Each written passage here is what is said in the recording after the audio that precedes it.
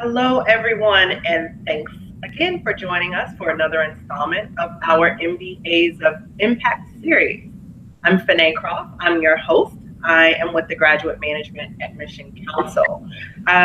This is an exciting series. We've made it to the end of our year, and what we're doing is we're talking with minorities who have been there, done that. They have accomplished, they have gone through the experience of applying to business school and using what they've learned to really progress their careers and do it their own way. So I'm super excited for today's edition. We have Dan Arellano. He is the VP of Capital One Small Business Card Division. And we're going to be talking to him today about his experience with the MBA, his track moving forward, and I think it's going to be an exciting day. Hopefully, you'll get some great nuggets. But before we get started, I wanted to give you a few notes.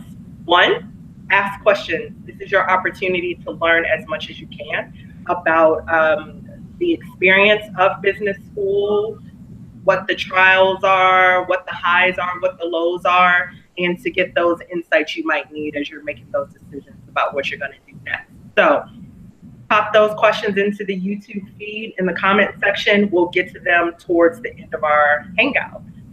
From there, though, I'm going to turn it over, introduce Dan, and we're going to do our best job to have some great conversation, hopefully share some great insights, and then from there, get to your questions as much as we can.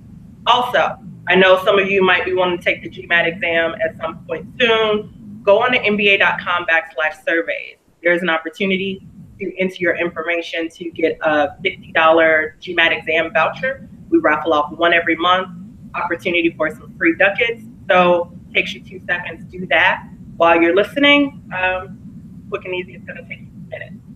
With that, Dan, thanks so much for joining us. What I would love for you to do is just give us a brief about what you're doing now in your current role and introduce everyone to who you are. I just realized I got to plug in, start talking, and I'm going to plug in so I don't lose you guys. Okay, got it. So, name is Dan Arellano. I am a vice president in Capital One Small Business Card Division. I work in what we would call customer management, which means like I help manage the economics and of our current book. I manage customer experiences, including sort of digital experiences, how we price things, how we service a lot of our customers. So if you think about it, like once you acquire customers in this kind of world, you got to go do a whole bunch of things with them. You've got to make sure that they're happy with the product, but you also have to understand the economics of how the business makes money, and then of course you got to manage in all financial services a ton of risk. So I manage fraud and a bunch of our sort of risk functions as well. Okay. Is there a typical day in the life at your job? The short answer is no. I think I can, like, through a bunch of conglomerate things, I can kind of make a typical day. But you know, I am older, so my day begins with like kids and getting them off to school or daycare. If I am able to, it then involves a gym, but that is not always the case. Yes. Once I get here, it varies a lot day to day. There are days that are very sort of my team centric. My team is giving me updates. We are sort of problem solving. There are days in which it involves some of that, but then a lot of like updates to either business leads or working on like much broader problems. Say we're working on updating machine learning models or AI components throughout the entire company, and I have to be involved in some of those discussions for the sake of our business. So there will be some of that. Somewhere in there, I like to have a couple of hours or at least an hour of downtime so I can catch up on actual, what I would call like non-meeting work, and catch up with other individuals on my team about sort of development and how they're doing, how they're progressing through their careers. And then I typically have like a block in the afternoon that is a mix of business updates. That is a little bit more around like, how is the business performing? Where have we seen some risk? Where have we seen good bright spots? And then a section in which like I typically go through a bunch of customer stuff with my team. But there is no, I mean, honestly, like I wish there was a more typical day, because I do like processes and routine, but like nowadays, not nearly as much. And much of it ends up, it's fine. It's just like you learn to have your day kind of managed by other people, and you have to trust that those people are going to sometimes put you in the right spot at the right time. So once you've made it to the executive leadership level, and you've just described, you're doing a bit of everything. You're probably managing people, and you got strategy here, and you have different verticals, and how, you know, one thing impacts the other. What's like the most exciting part? Is there one space that you find, you know, most enjoyable? And look, it's part of the reason I am at Capital One. So like I thrive on solving complex problems that are highly analytical. I enjoy that quite a bit. I enjoy the process of it. I enjoy the sort of like math plus economics plus strategy component of it. And so I think like on an everyday basis, that is an exciting thing. What gets me nowadays, what really gets me up more in the morning is my team. I really enjoy the interactions with my team. I enjoy watching them work. I enjoy sort of like a lot of my job, frankly, nowadays, as much as I like want to be the analytical one still, like a lot of my job is actually about enabling them to do their best work possible. And so doing that has become much more of what I enjoy. And like within that component, I play and have throughout my career, as I've gotten more senior, a large mentorship role within, obviously certain, with an emphasis on diverse populations, but really like most associates that I come across. And I highly enjoy that as well. I mean, helping other people sort of shape their career is, like, I think, probably one of the better things you can do as an executive. Yeah. What I like about what you're saying is that, and I think it's really important as you grow in your career, to not only be really present to what you want to do or what you're good at doing, but also what you enjoy and what most aligns with who you are. With that being said, do you feel like your trajectory has been mostly about strategy? Has it been fate? Has it been timing? It has been, I've been deliberate about each decision, and I'm a career changer, right? Like I've gone through stages of like through different industries, and the MBA helped me go change once, and then I changed again when I moved from consulting into financial services, specifically because in consulting I did not cover financial services at all. So I think those, based on a mix of academic interests and practical life realities, have been deliberate. Yeah. But what I have recognized is that like within each of those deliberate decisions, there's always a time when something comes up, and you've got to decide whether you're going to press buttons and take advantage of that thing, or whether you're going to let it slide. And sometimes you've got to have the intuition about whether that thing is a thing and it seems very interesting, and so you're going to go after it, or not. And each of my sort of like career changes have started with a bit of that thread of whether I could have easily not unraveled it, but I actually made a deliberate decision about unraveling it, and it led to me making the decision to go to my MBA. It led me to make the decision of like, okay, consulting is a thing I want to go do. And then eventually, certainly with my move to Capital One, because I was very much on the glide path beforehand, I made a deliberate decision to unravel the thread of the like, okay, there is a thing here, and it's actually super interesting. Let me go find out more about it. Let's talk more about that, because I think there is this point that comes where, because you were in education, yes, before business school. What was the impetus that said, okay, it's time for me to make that move? Another interesting point is that if you look at data, like across like ethnic backgrounds. And for those who don't know, you might hear me use the term underrepresented minorities. And when I say that, I'm talking about African Americans, Hispanic Americans, people of Hispanic descent, and Native Americans, because all of those groups of people are underrepresented in the business school classroom and also just in business in general. And so with that, where I was going was that a lot of times those decisions are later. If you chop them up by age group, underrepresented minorities, it's a bit later that moment comes, where in general, if you look at the majority, that's like 23, 24, and you look, it's like 28 and up. What happened? Did you always know you were going to go back and get an MBA? No, not quite. I didn't always know. I had an aunt in my family who had an MBA, and she and I was close enough with her that she had always thought this might be a thing you want to do or like. Coming out of undergrad, my move into education was a bit last minute. I was sort of like more going down a typical business path, and at the time, and my move into education was like, I don't want to do this right now. Yeah. Come back to it. So it was in the back of my head.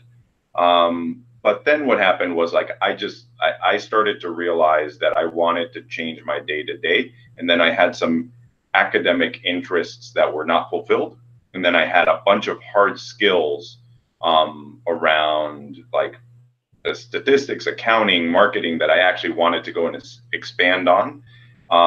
And even though I didn't have like the perfect use case for what I was going to go do with it, the MBA was what was going to bring me the most options, and kind of allow me to decide what I would do next. So I think that was a large part of the decision. I'm going to turn this light on.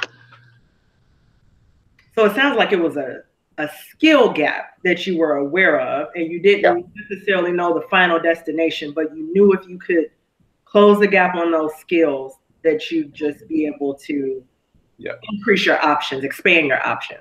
Yeah, part of it was a skill gap. And I think the second component of it is like I still had this deep interest in finance, which I thought I should think about pursuing. It turned out when I went into my MBA and I started recruiting and I did the deep sort of notion of it, I realized that wasn't the immediate area for me to go right after school. I needed to do something a little bit more broad, thus the move to consulting. But I had this, like, I had a mix of like a thing that I was very academically interested in, which I wanted to learn about.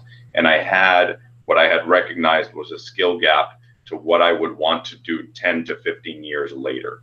And I knew that from like talking to peers and what they were learning, what they were doing. And I said, I was right about the time where I was said, like, look, if I'm going to commit to education, I'm starting to think that now I need to decide whether I'm going to commit to a very long-term career.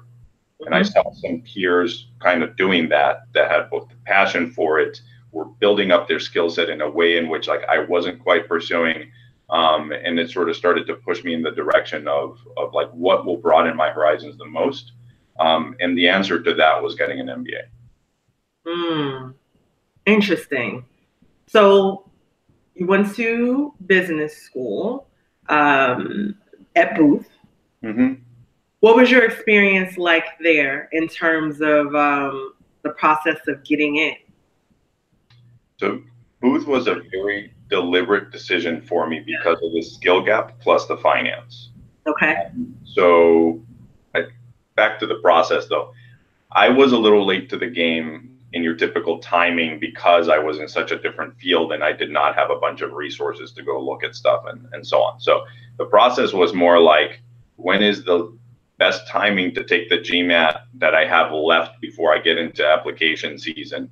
And I don't want to apply last round because then my timing of moving and making decisions in life is going to be a little rough. So I try to get to second round applications. And so my GMAT was like, I took a practice test. I studied as much as I could, sort of like over a lot of nights. And obviously when you're working, you're pretty busy. So it wasn't like optimal. I did the best I could. I filled out what I thought was like a genuine application that sort of like highlighted me and why Like I've described these particular things I wanted to build out. It resonated with a few schools, and the decision to go to Booth was then very deliberate from the gap, from both the skill gap standpoint, plus obviously my interest in finance. It's obviously University of Chicago, so it's kind of what they do there. Yep, and I love that. I want to stay there for a second because I get the question, or we'll do these things and people will ask about school choice, and a lot of times they're thinking about it like, okay, Booth is a top-ranked school. Great, get into a top-ranked school and kind of leave it there.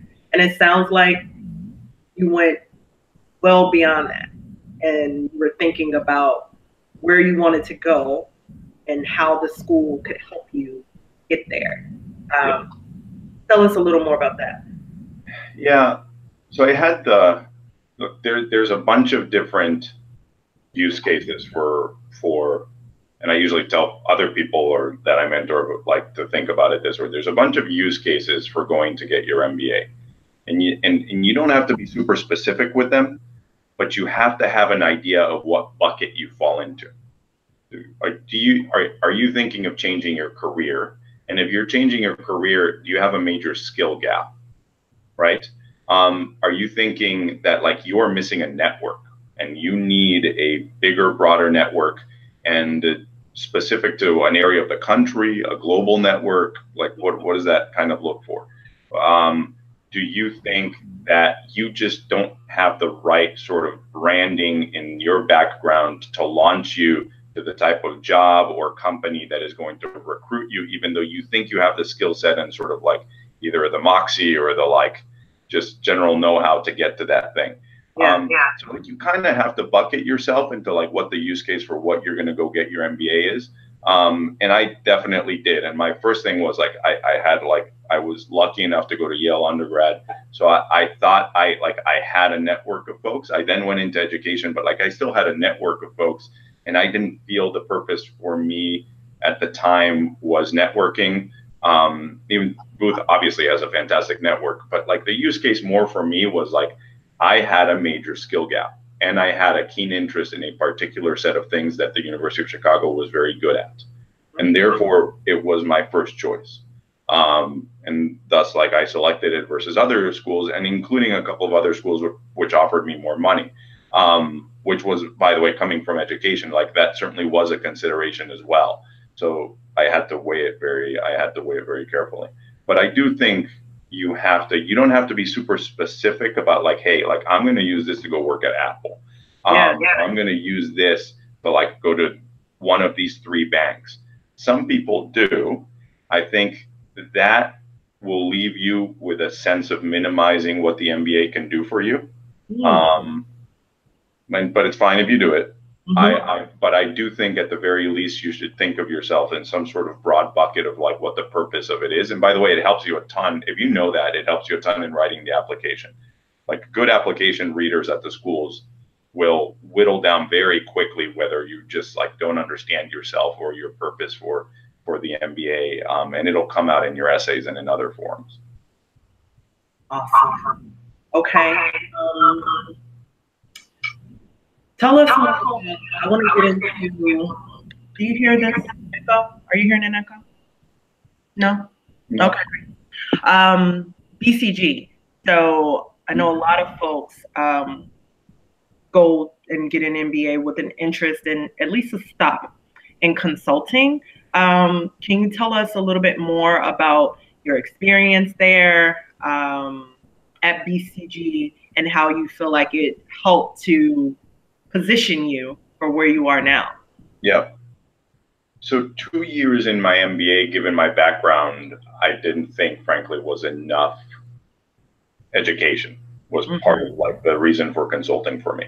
I think that was one. And then the other one was like, I wanted to still learn a lot about different industries. I had not narrowed into industries. I had not narrowed into particular functional problems I like to solve. And what I mean by that is like, is it like finance versus strategy work versus like I want to go a GM path and manage a business versus like I'm more marketing oriented? I had no idea post MBA of that. And during my MBA very early on, I realized like I don't know yet. So as a result of that, what I wound up doing was like recruiting for consulting for my internship, and BCG provided exactly that, right? Like, so I was able to take a lot of the functional things and a lot of some of the core skill sets I'd learned during my MBA, the problem solving that I had sort of enhanced and advanced on, and some of the business judgment I had built, and I was able to use it in the real world. And I was able to get coached on a daily basis, not fairly actively, absolutely actively, by people whose job it was to solve complex problems that I enjoyed solving. And so as a result of that, I expanded on my hard skill set. I was able to build the business intuition necessary to solve analytical problems. And over time, as I got more senior, I sort of like built the people management sort of leadership skills that like kind of launch you through the next set of seniority. So it absolutely delivered on that. I was able to experience a bunch of different industries, and do that while learning from people that I thought were significantly smarter than myself. So that's always a good position to put yourself in. And then importantly as well, very different types of situations. So I dealt with reorganizations. So I was dealing and learning about managing people and talent. I dealt with very functional strategic problems that deal with sort of like marketing, or very much sort of like, do we go buy this company? And then very operational issues as well. And there are some companies who can provide that for you. And I think, like, for example, I think Capital One is very good about rotating people and moving people from problem to problem. But consulting is a very attractive place if you haven't settled on that thing. With it obviously comes some very deliberate lifestyle choices. Yeah. And eventually that led to some of like my decision to leave. But as long as you like understand what it is and you understand what you are going to get from it in return from it, like the value proposition is fantastic. Awesome. Okay. What was your biggest challenge, you would say, either in, before, or after, but your biggest challenge? Yeah. So I think in B school initially was more, I wanted to get to the point where I thought I was at post undergrad faster than I got there. I mean, like, I had spent 5 years away from some very hard skill sets that I thought I was gonna like get back into and pick up super fast. Yeah. And it wasn't like I hadn't practiced them at all in education, but like some of the things had kind of passed me by a little bit. And I did feel like for the first 6 months, I was catching up to classmates on a lot of those fronts. Especially if I had classmates who were former bankers, or had been in consulting before, or had highly analytical jobs. So like in my MBA, I think once I got through those first 6 months and I sort of felt like I got up the curve, I actually had like it was great. Like, so I didn't coast, but I did well. Once I got to BCG, like, it was more about, I was fine with the pace, but I had to get used to, and not like there's a difference between working hard and just kind of having large volumes of work, which I was very good at, and working hard, but during each of the minutes, time, like hours during which you are working, being fully on and driving highly analytical, difficult work for all of that time. At a high pace. My first year, that was the thing. Like, I was perfectly fine with like when I had to put in long hours and all of that. What was hard is like you get to the later hours and your motor still has to be running at 100%, because there is no work that you are doing which is not difficult. There is nothing tactical at the time for me to go do. And so getting, I had another hill to climb during my sort of first 6 months to a year at BCG on that end. Interesting. What about biggest reward from B school? From B school, I mean, I was a career changer, so like pretty straightforward that like the opportunity at BCG doesn't happen without B school, right? And that has led to like a bunch of other opportunities and connections, and being able to like be involved in sort of amazing situations and solving interesting problems with fascinating people. That doesn't happen without B School, because I was very much in a completely different field. So I think that's number one. And then number two, which often happens with B School, like I had an amazing experience with amazing people, many of whom I obviously keep in touch with, and sort of like that. That the network that comes out of that, but also like the people that you meet are hugely valuable to both the experience and your life thereafter. What about if you were to offer like keys to success? What do you think it really takes? What are your fundamentals that you live by? So let me think a little bit about this. I think in general, I do separate a bit of, I combine them when I can, but I do separate a little bit of like kind of home and some of the things that I do in the office to make sure like my teams are well managed, feeling good, yeah, feeling included and rewarded and all those things. Look, in life, like the first one is kind of like what you have said, meaning like I do believe you have to have a certain set of priorities and keep those straight. Yeah. And those have evolved a little as sort of like I have grown older. So like the first one that I live by now is kind of like family first. Mm-hmm. And as a result of that, like knowing that like my family comes first, like allows me to make a lot of other decisions around that are actually pretty easy to make. Once I sort of have like a full understanding of that. I think past family, I have like a few tenets that like some of it are probably like from childhood, which is like, you know, treat other people as you would like to be treated, like, you know, do no harm and things that my parents taught me. I'll flip that a little bit to being at work. I'm pretty adamant that people at work need to sort of be fulfilled, need to feel included in order to like do their best work. And so the first thing I go about in building a team and sort of thinking about how to build a team is by doing just that, right? Yeah. So I think that comes before a lot of other things.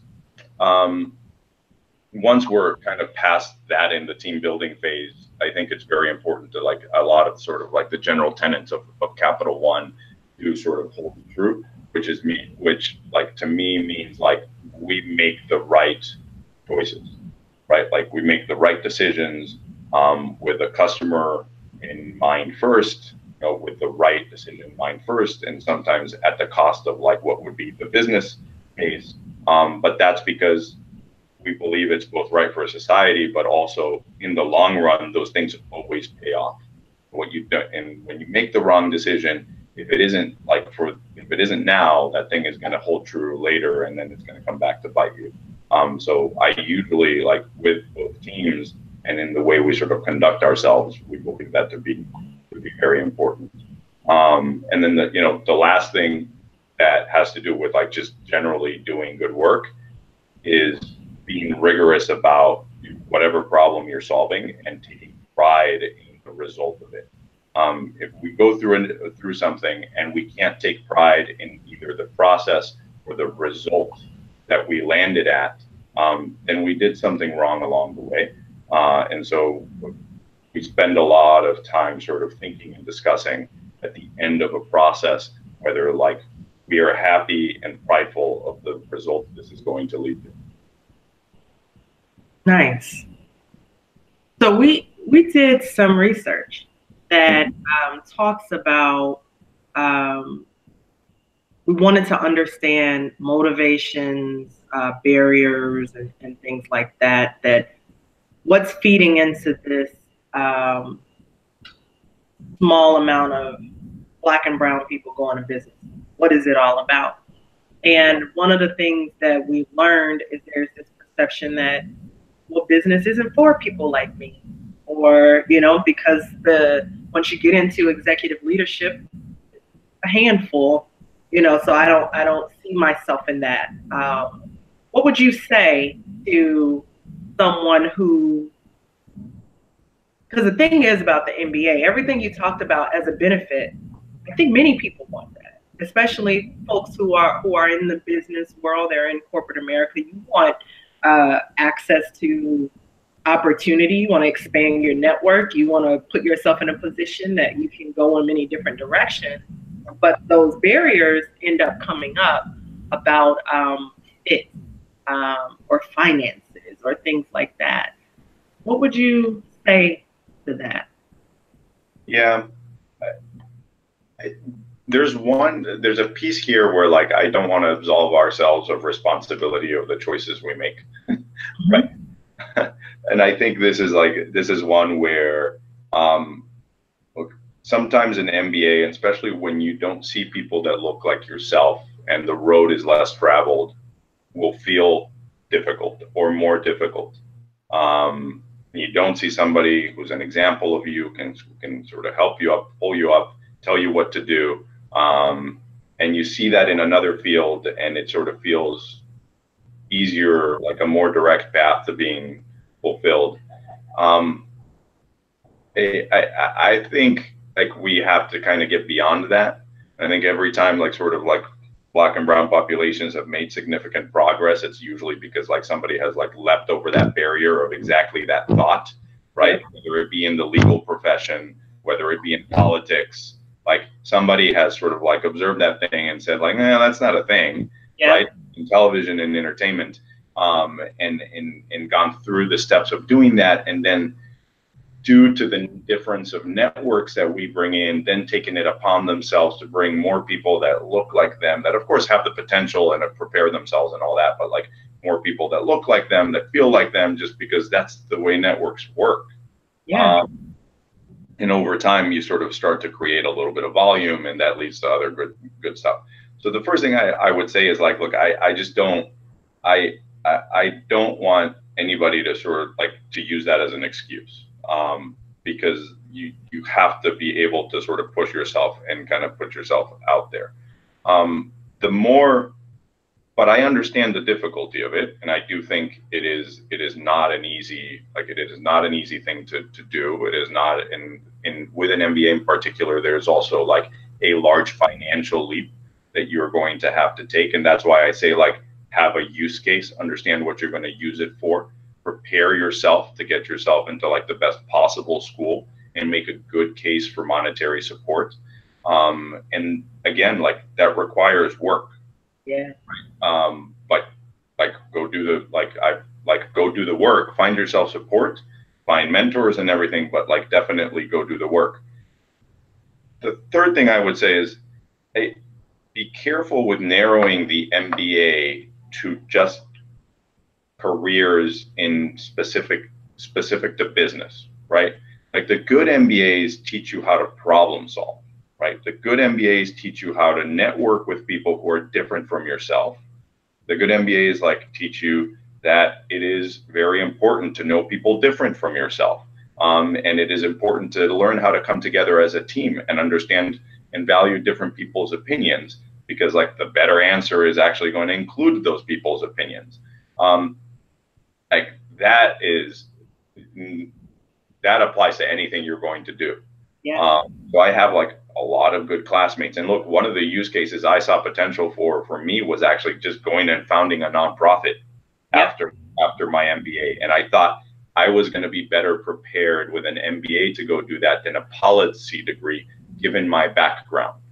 I could go hire policy people who would know the policy better than myself. But given that I had already spent 5 years in education and I had political science background, I actually thought like the practical nature of an MBA, if that was my route, was actually going to be a lot better.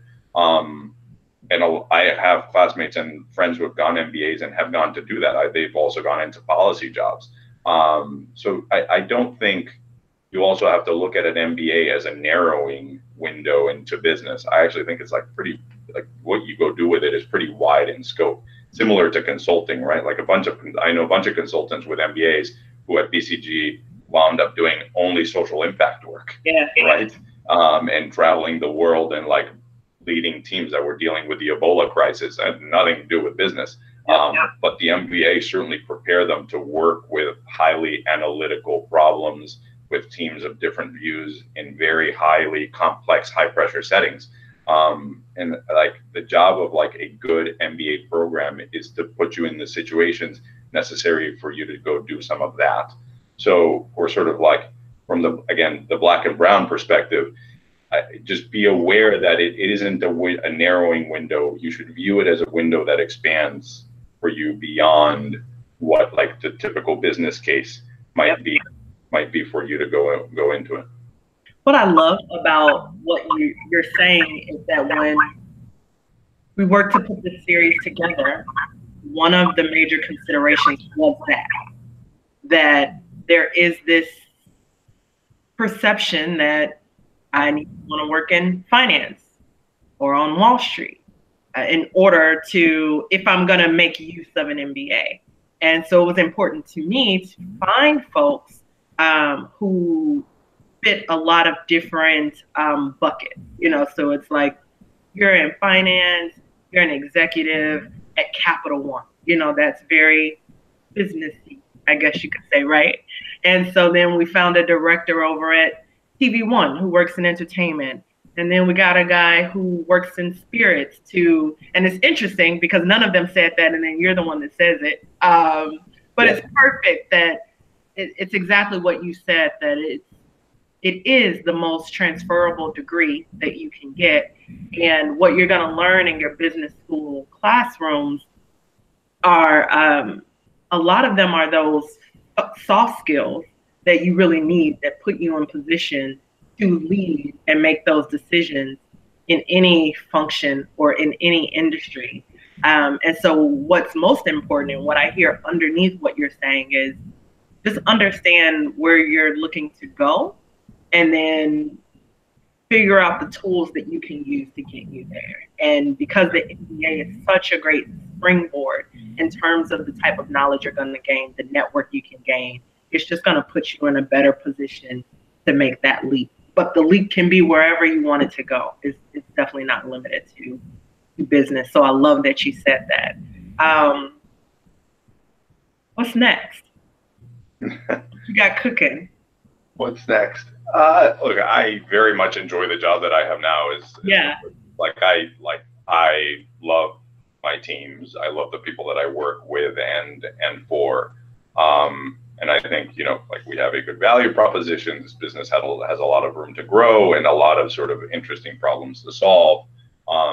And then from the learning, like the technical standpoint, it just is like a business that leverages things that I have a lot of interest in now, like the next generation set of problems in machine learning and AI, and like we leverage them, we're building on them, we sort of like lead in a couple of areas. And so like what's next is very much career-wise Capital One and learning and building centric. I'm very like happy that I made the move to be here and that I'm now in the business, sort of leading a portion of it.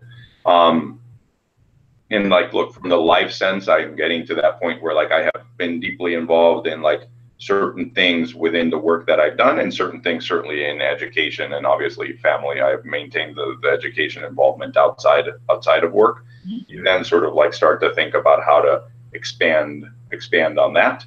Yeah. And I think very excited about like sort of like the general corporate diversity journey and conversation that we are on, meaning we like broadly corporate America, not just Capital One. Everybody is on that road. Capital One certainly is as well. And so like that, given where we were just a few years ago, it feels a lot better. I'm starting to see it play out a little bit better. And so I plan to be heavily involved in making sure that progress sticks. And absolutely. So I'm very excited about like that portion of it as well. Awesome. So you're enjoying the ride. You made your way to the front seat, you know, and you're gonna keep the train. It's fun. It's fun. Would you do anything differently? No, like I have thought about this a lot. Part of it is like I ask myself this when like my wife is staring at me and she's like, you better not say anything that would lead you to, right? And that she asks herself this, and I say the same thing. I was like, you better not say anything that leads you to not marrying me. In general, look, no, like I have learned every step of the way about different things that have allowed me to succeed in the next stage of life. And I think that's like the majority of what I can ask for, frankly. I don't think I would like really change any of it. Even when I have sort of like made mistakes, I do feel like they have led to better outcomes in the end. It takes a little bit of time to internalize that when those things happen, by the way. So like when you come across that situation, I am fully aware that like in the moment, it's not going to feel like that. But in retrospect, I do have reasonably rosy glasses about that stuff. Awesome. That's the way it's supposed to be. That's the type of answer you want to give. Let's get to some questions. See if we can help some folks out. So I have a question here from Shanita. And she's asking, should you know ahead of time what direction you want your career to go in order to start graduate? What are your thoughts there? General direction. Okay. The only reason I say general, and I'll give a little bit of a better answer, is because I do think it helps your application. And I think and what I mean by general is like, I think it's fine to say, hey, like I am missing a bunch of hard skills and a bunch of leadership skills. And without those, I won't be able to get to the next stage. And that's fine in an application. And you can say why you feel those are necessary, why you haven't earned them, what the jump start will be. And I think like you can be very deliberate about that. I don't think you have to say like, I want to leap to tech, and I'm currently in a consumer or a retail industry. I also don't think you have to make the leap to, and probably, I'm getting a little bit of feedback. I also don't think you have to make the leap to, I want to go to a startup, right? I want to go start a business. When people do, I think that's fine, and I think it's all well and good. I'll tell you that like 70 to 80% of my classmates that I know wrote that on an essay or essays that I read when I was reading for applications on, people have changed their mind during their MBA. So that's why I say like have a use case that makes your application powerful. It feels like you consider the thing that you know the value of it and all that, but like you don't have to feel the need to be very precise with it. Okay.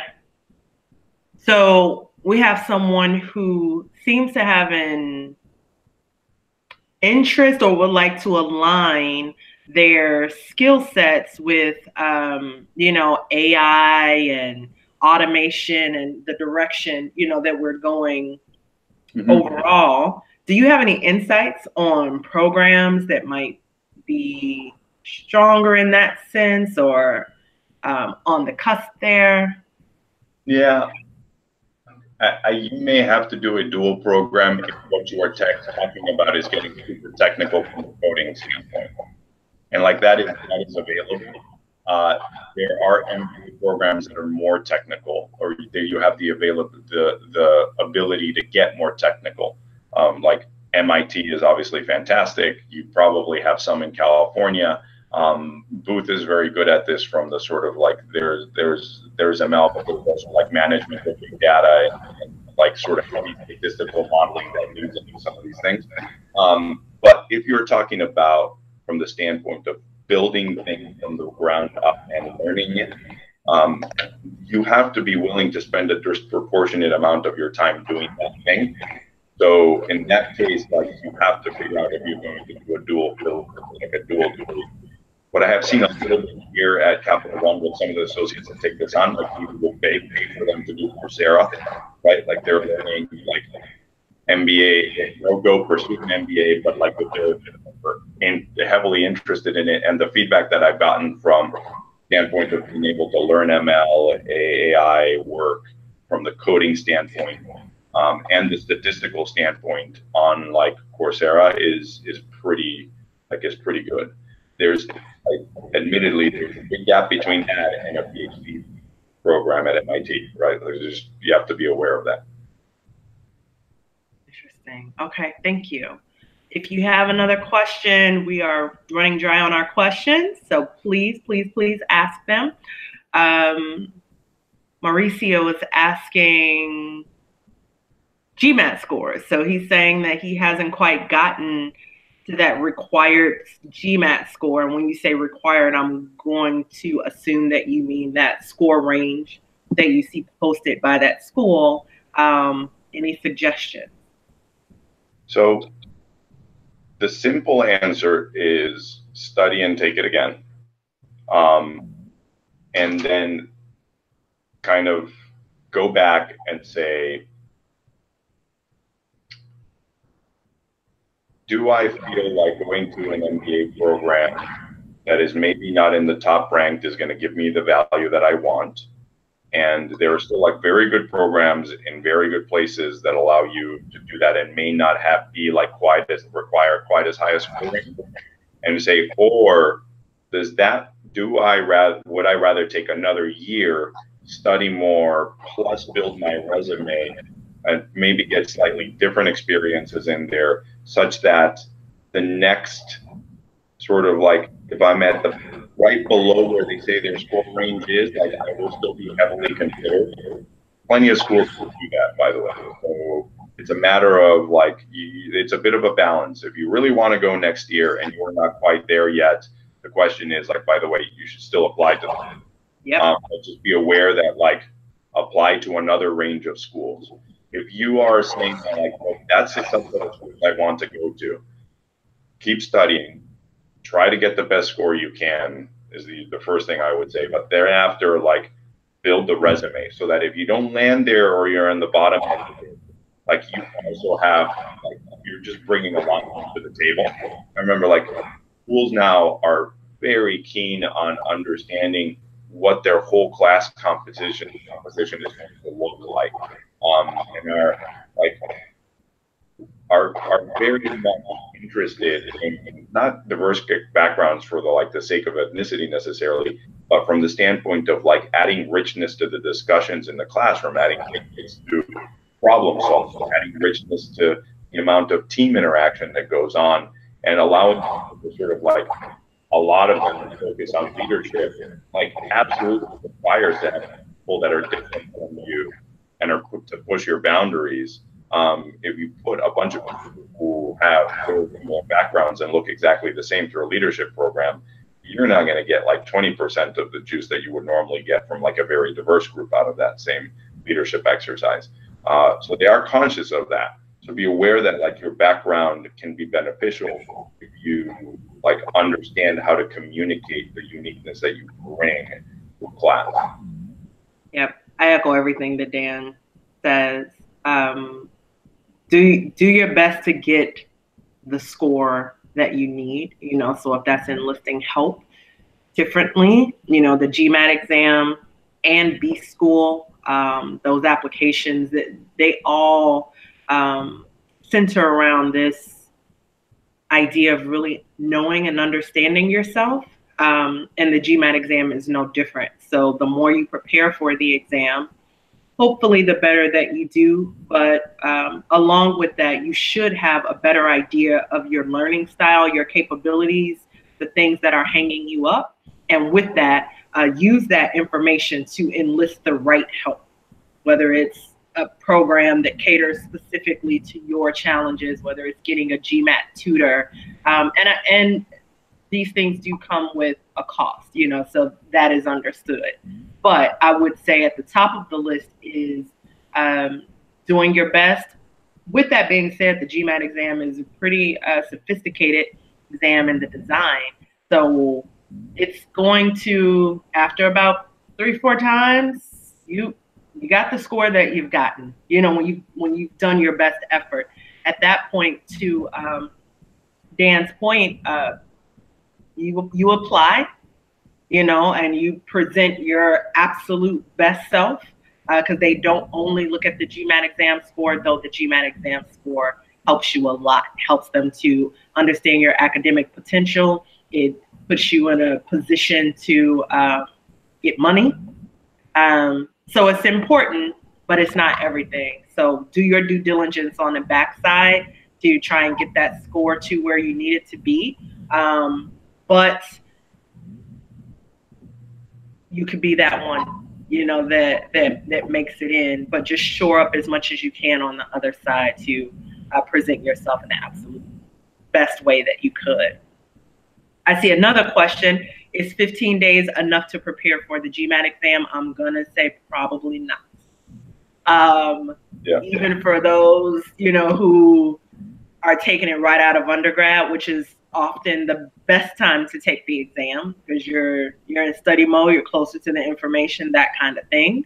So at that point, maybe you may be able to make gains faster because you have those things on your side.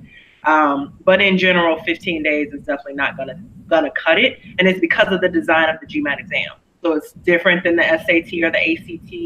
It's computer adaptive, builds itself around you. But even more important than that, it's a reasoning exam. So it's really not about, do you understand how to divide fractions and can you compute this? Like, it's the expectation is that you already have a level of mastery with all of those skills. So now you're going to be thrown all these different scenarios or ways in which this information is going to come to you, because it's evaluating how you're going to reason using those constructs. So it's just kind of taking that level of aptitude and computation up a notch. And so it takes a while to really understand that as you're preparing for the exam and knowing what to look for and how the exam itself is gauging you or assessing those things. And that's going to take a while to do that. So answer there, I'm going to say no. Be prepared to spend more time. If you're in a situation where it's like, I only got that amount of time because I wanted to prepare during this round, you might want to consider shifting it out some. So that's my 2 cents there. But any final thoughts, Daniel? Where our questions? We're good. No, I think, thank you. You are welcome. I think we're good. Look, I do encourage people to strongly consider applying and obviously studying for the GMAT and doing their homework and putting their best foot forward. I would say it is an investment. Make sure that you take the time to consider why you're doing it, what it's going to do for you. And both of that from the standpoint of, like, yes, taking the leap, but also because if you haven't done that, you're not going to put forth your best foot. And you just have to remember that, like, the amount of applications that come in and everything else, you have to make sure that you're putting your best self out there, just like anything else. So kind of a little bit to your comment on the last question, like, I would not do this or go through the process of it as an afterthought. You know, like, I'll let you know that I have mentored plenty of associates either through BCC or Capital One. When they're making a decision to go to the business school, they are spending months with any mentorship on how to do the application. You know, they're really considering that why and I encourage people like you kind of like I do that in step by yourself, but go do that. Awesome. Return on investment. You say it's there for you. Yeah. Oh yeah. Yeah. And I know that's another barrier. People get concerned about the sticker costs and things like that. I haven't sat during one of these sessions yet and heard anyone say they didn't feel like it was worth it. Look, especially for the diverse population, I think the ROI, I think you have to be selective about the program, selective about the fit for you and your use case. But like there's no question that ROI will be there at all. Just remember, like, you do the whole thing, like the real work, right? So yeah. Be aware. Yep. Love it. All right. Well, on that note, we wish you well. Best of luck in the future. Happy holidays to you. Happy New Year. And we absolutely hope you'll take that next step towards your future. It's yours to write. And the MBA can be an excellent tool to get you where you want to go. So have a great day, and we'll see you next year.